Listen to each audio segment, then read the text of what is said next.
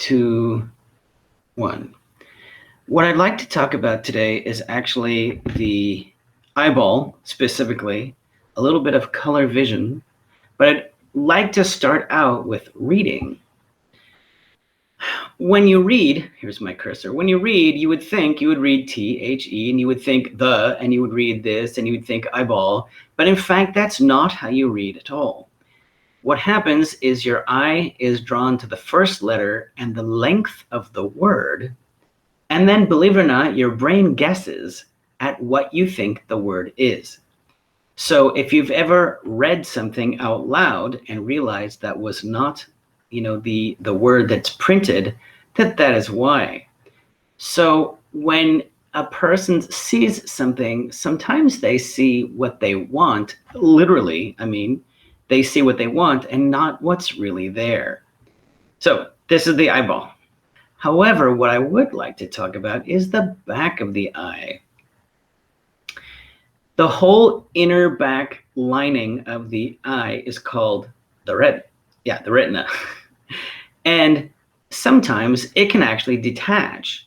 So if you've ever heard the phrase detached retina, it means that this whole, or is it my cursor? There it is. This whole back inner lining actually detached from the eyeball and is moving around. Well, obviously, if it's detached, it is no longer able to send signals effectively down the optic nerve because obviously some of the tissues have torn. Now notice that this is the macula. So what's important about the macula? There are rods, things for detecting movement, and black and white all over the back of the retina. But only really here in the macula is where most of your color vision is. So what happens is if you look across a wall where there's a painting or there's a picture, what happens is that you're taking almost like little photographs of that wall, and we're not looking directly at that thing that you were just looking at, like maybe a painting or out the window. Your eye is not really seeing quite the definition nor the color, but your brain is basically helping to make you think that you have better wide scale vision than you actually do.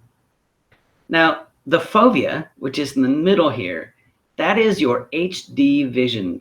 If you see something very clearly, it means you're looking at it with the fovea. So what? Notice how small it is.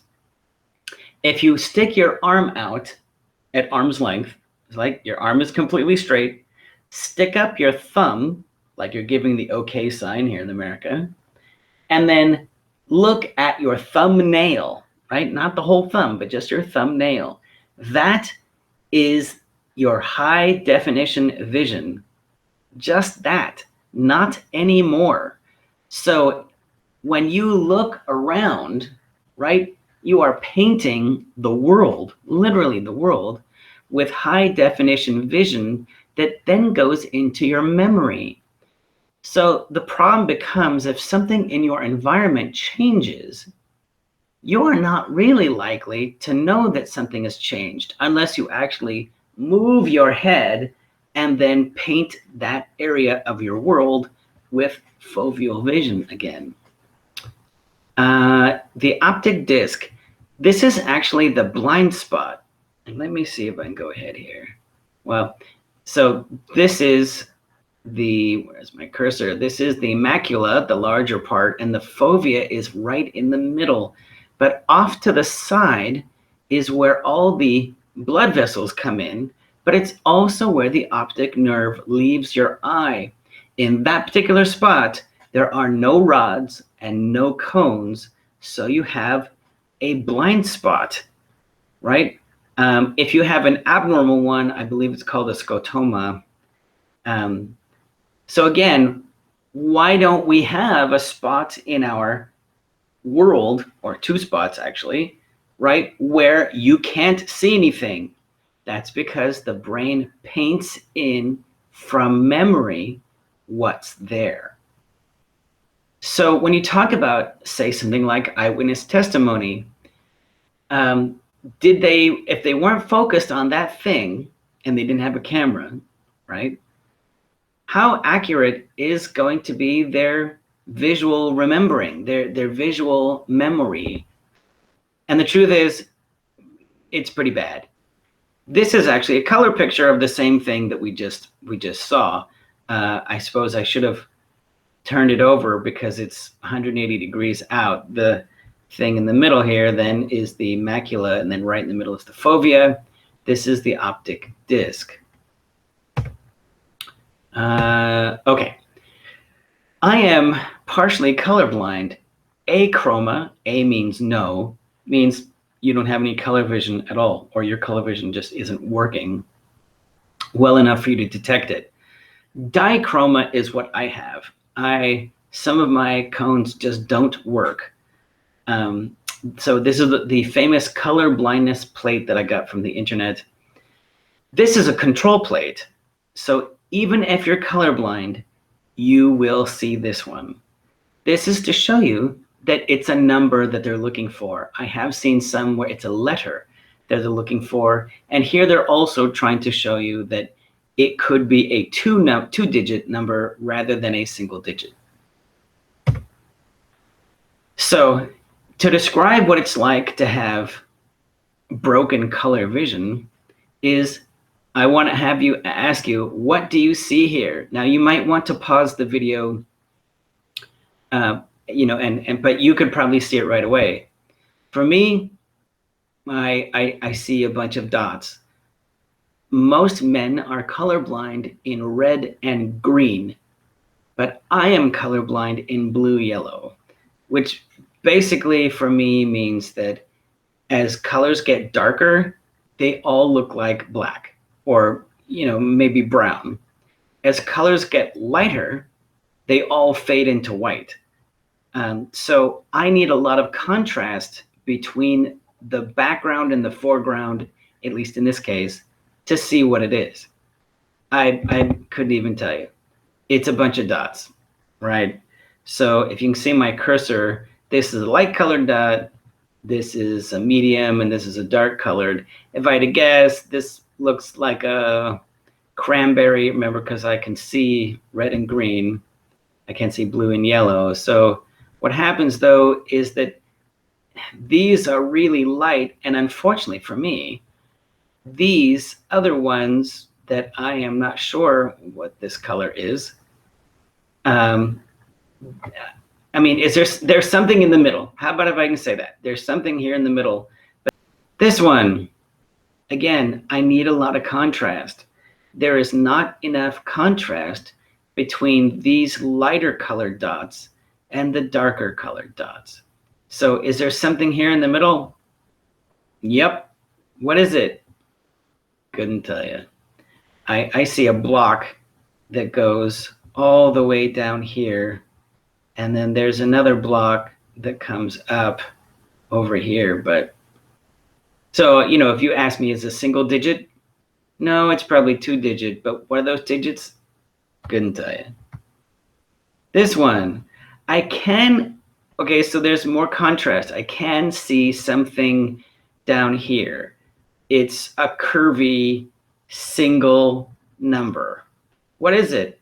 Well, what's curvy at the bottom? Could be a 9, could be a 5, could be a 6, but the pattern is totally lost up here. I don't see enough here to know what that number is.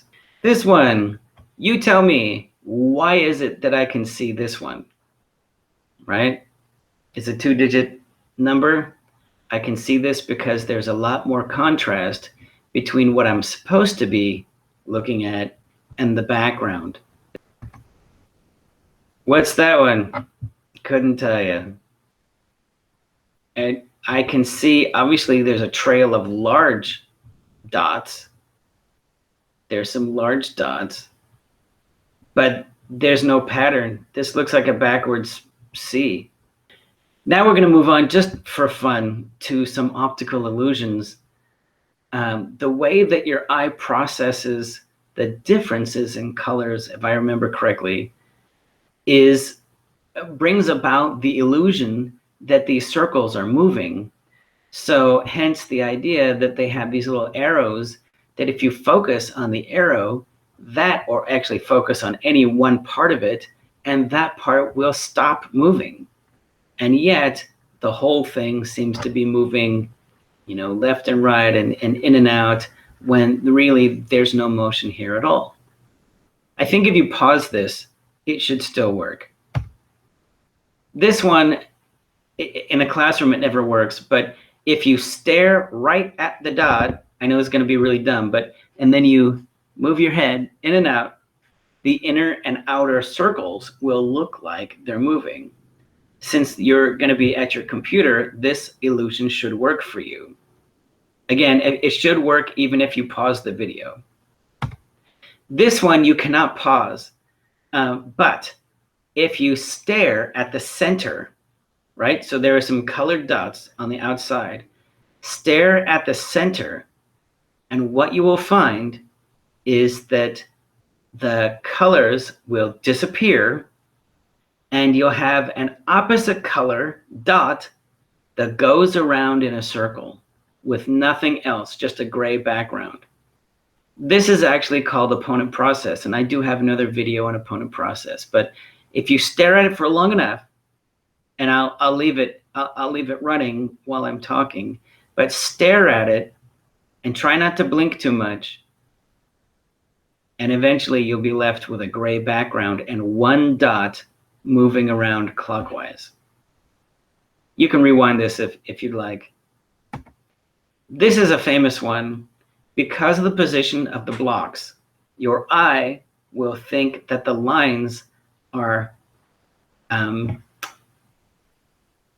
can't remember, it's non-parallel, I forget, or not intersecting, but anyway, that they're not parallel. When in fact, if you look at the edges of the picture, you will see that all of these lines are in fact parallel, when it obviously doesn't look like it. And that's it. Thank you for coming along with me on this little trip. And that's it.